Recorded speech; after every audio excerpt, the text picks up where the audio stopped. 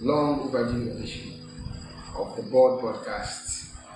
Today I come your way with this podcast specifically because of the ongoing industrial action that is being undertaken by the GRMU and our noble nurses who have undergone a strike action and undertaking a strike action against their employers, and we're here to also bring our point of view, what we think on the situation as players and workers in the health sector. So without saying much, I'll go right into the analysis. This is how I'll approach it. I'll initially look at how the nurses are posturing, or what the nurses are saying, their demands to the government. I'll look at what the government is also saying, the government's posturing, the Ministry of Health posturing, to what the nurses have demanded. And then we'll look at the patient standpoint of what is going on. And then as somebody who's in the health sector, I would also give my point of view on the issue, and I'll try and make everything short. So without wasting time, let's go into it. What are the nurses asking for on this strike? It's been almost 2 weeks since the strike started. It started last week, Monday, by redoing OPD and emergency services. This Monday, they have also added total withdrawal of their services. And we've seen the carnage and the confusion that's going on in the various hospitals in the country. What they are saying simply is they want better conditions. They want better conditions of service. And rightfully so, they asked for government to help give them free medical care when they need one, especially when they get injured during the course of performing their duties as nurses. And I think that's a fair ask. The second one that I remember is they ask for allowances or maybe extra pay or salary to nurses in extremely poor areas or rural areas, hard to reach, where they have to make certain sacrifices to be in order to also work and help the people. They need to be adequately compensated for the sacrifices they are making. Their colleagues are in the cities and they have the best of things that life can offer. They have other things at their disposal, and they have decided to go. I think this will really encourage people who want to work for short periods of time and get a highly paid salary, be able to opt that I'll go to the rural area for maybe 5 years because of the salary and come back. I think it's also fair. They also asked that the government should foot the bill for their paid renewal, which the argument is, the government uses the pay for registration of hospitals. In Hereford, they use, it's not just nurses, they use doctors, pharmacists as well. And they are saying that they renew their pains from their pockets for the government to use, and so they demand that government should foot the bill. Yes, they also say that I heard something concerning teacher lectures in the teacher nursing training schools, that they are looking for allowances for them to do research so that they can be able to train better nurses from their researches, which I think is also in order. Among a few other things which I may not explicitly remember, but featuring heavily among them are some of these things. In case I remember them, I would bring them back so we look at them. But the main point that I want to speak on, I think, yes, for midwives who deliver, I think up to 1,000 babies. Yes, they are saying that government should to ensure that when they are coming to deliver, they get free delivery services. Yeah. So this is what our nurses are asking from the government. And the little I have to say about that is, in the health profession, nurses are the majority. And sad to say, they are the most bullied and suppressed group of people by all levels of leadership. And we can see how they are being treated in the strike. But even when they are working, management level, when it comes to patient management in a hospital, and even when it comes to they themselves, their leadership, they bully each other a lot. To the extent where you have no idea what certain nurses, especially the junior nurses, which form the majority of the masses, go through every day with their leaders, which affects them emotionally. So if you go to the hospital and certain nurse lashes out, you have no idea what they've been going through, maybe the last couple of weeks or months. And I have personally witnessed a nurse who went on an outreach, for vaccination on a motorbike, fell, had a spine injury, and sad enough, nurses have to go from ward to ward and asking for silver collection, donations from their colleagues and their colleagues and the other hospital cadre or hospital workers to donate money so that she can be taken care of. When she was working and sustained this injury, I think that is utterly unfair on anybody. However, it happens to nurses in Ghana. And so they are well within their rights to ask for something like medical care when they get in there during their line of action. This is just an example, and I'm sure a lot of people may have other examples to share. And if you are in the comment section and you have any such example, you can put it there. So the nurses have a case. They have a very good case, and they are not asking for anything beyond what is due there. And if you paid attention in the last few years, you see how they left the country with the least publication. Some had to pay dollars just to go and see better conditions or experience better conditions elsewhere. And let me tell you, it may not particularly be better conditions, but they prefer to go because of the prevailing conditions that they've been exposed to over here and the way they are underappreciated. So, the questions that are being asked of the government by the nurses is nothing that is beyond, above and beyond that the government should allow this strike to be around. That is an argument on the perspective of the nurses, and I agree 100%. Now, when it comes to the government side, this is what I think. I think that this agreement was reached with the former administration. It was reached somewhere in May 2024, and then due to injunction by a certain group of nurses who have broken away from the mother group, the GRNM,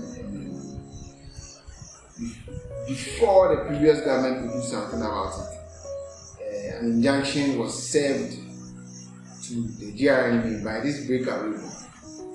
I don't exactly know their name, but they are also a nursing group who said they have the said agreement with government that has not served their purpose, and so they need they put an injunction on it so they can sit down and then properly readjust some of these things to fit them.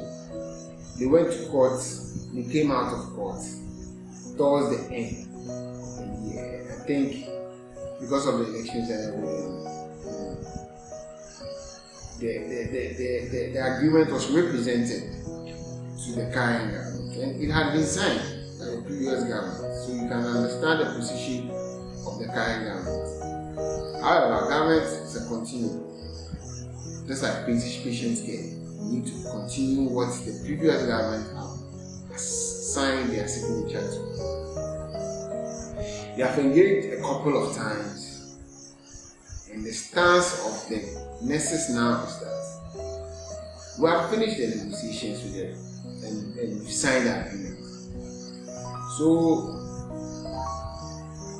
implement it. Now, this government is saying through the minister, is saying that look, it is true it has already been signed, but come and sit down, let's look at it. And we have a different style and a different administration in managing, this country in this era. So come sit down and let's look at what we can do. That is what I've heard the health minister say. The health minister says, come sit down with us. Let's see. There are some that we can implement. There are some that may be too expensive for us to implement, which, if you don't implement, you can go back to it another time. At least we can see the ones that we can sort out, renegotiate, and then we will, try to see how best we answer these needs that you have put across. But the posturing of the nurses that they don't want to go to any renegotiation, the government must implement the agreement as it is. If you are the health minister and you are in this position, it will be a little bit of bad taste in your mouth because you just took office as a minister, are trying to put things together, and you are being asked to implement something that you probably don't ascribe to but has been signed anyway, and they are well within their right to say that. I'm sure their lawyers are spurring them on to say, no, we will not sit down with you. Okay. The government is saying, look, come and sit down. Whichever way, you have to come and sit down. So that brings a deadlock, brings disagreement which needs to be sorted. And when such disagreements come, the body that fixes the problem is the National Labour Commission, the NLC. And the issue has gone to the NLC. The NLC has said, look, both parties, government, nurses, come, let's sit down. And then let's look at the best way to solve this issue to prevent any deaths, because when it comes to nurses and the health workers, lives are on the line. According to what I've heard, ministry showed up with the other agencies, Ghana Health Service and other things. Nurses failed to show up and declared strike on that day, or maybe in a few days following that. And that is showing bad faith from the beginning. Because if you have an issue and you declare a strike because of that, you have an issue and the two of you cannot agree, there needs to come a third person. When the third person comes, you have to sit down and look at the issues and solve them. Now, I've heard some of the GRNMA representatives talking to the media and saying that they are willing to sit down to look at how to implement it. They are not ready to sit down to renegotiate anything. Okay? But this is a conflict resolution situation. And according to, from the government side, you cannot take an entrenched position. You just have to come sit down with an open mind and see whether the terms that you will be given are favorable or are not favorable. But they say no, implement it. And so you understand where the government will now say no, your strike is illegal because you have not gone through the processes. Because when you declare a strike and NLC comes in to try and solve the situation, you need to come back to work. Let your leaders come to NLC with the health ministry, renegotiate, and then if you don't like the new renegotiated agreement, you can then say your people should go back to strike. But they are not willing to sit down and renegotiate anything. They are just saying, let's sit down and plan how we are going to implement it. And the government is saying that is not allowed, that is not how things work. The government lawyers are telling them this is not right. And this is the reason for which they went to court to seek an injunction, to place on a strike, to bring them back so they can sit down and renegotiate. That is my understanding of what the government is saying. I've not heard anybody say your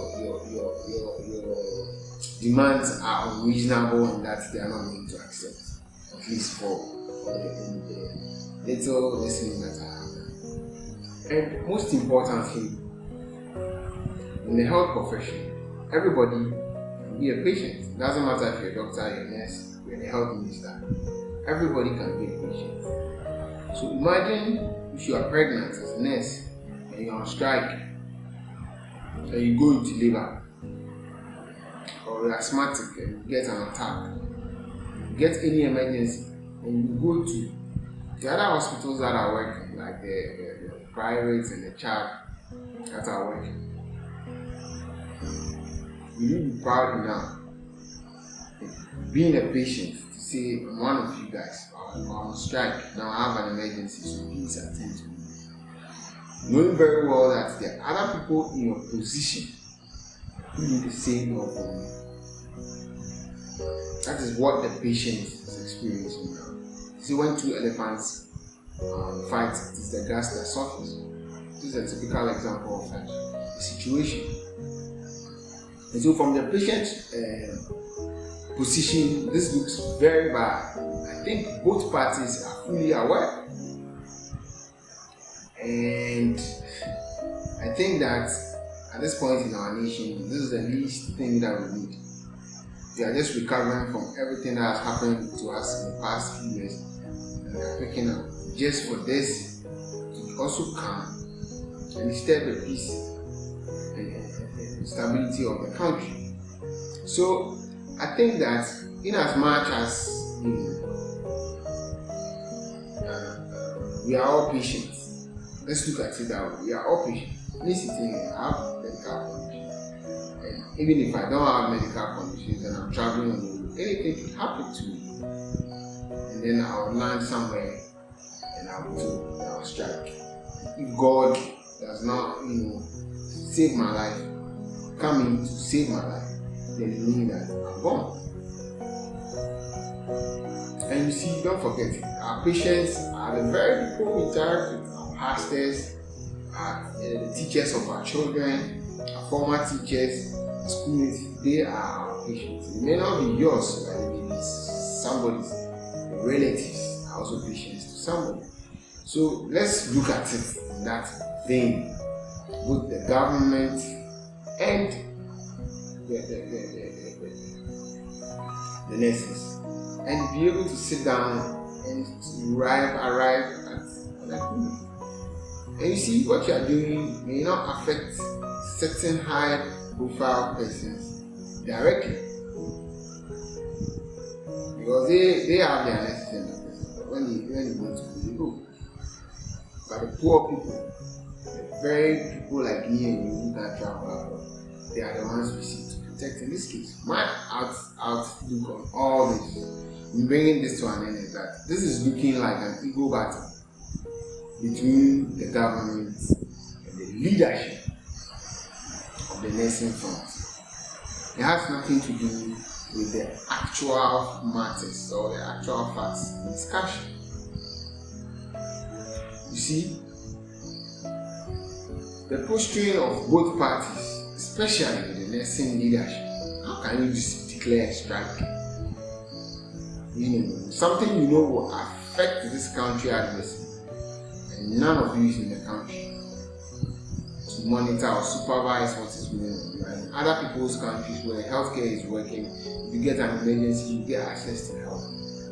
And you are there causing confusion and mayhem in your own country, hoping that you will not be served an injunction, hoping that you will not, be forced to come and sit down and talk, because you must sit down and talk. You are hoping to whip, public sentiment against the ruling man. Period. It doesn't matter what anybody sees. That is what the tactic you are driving at. You see, when you do this, and I'm the government, it's like, I know you are out to get me. You are not here to fix the problems of the people. The masses that are on strike, that are hoping that these issues will be solved. You are here to massage your egos. You are here to fulfill a certain agenda. That is what I am seeing. Listen, I'm not against what the nurses are asking for. Even the strike, I'm not against it.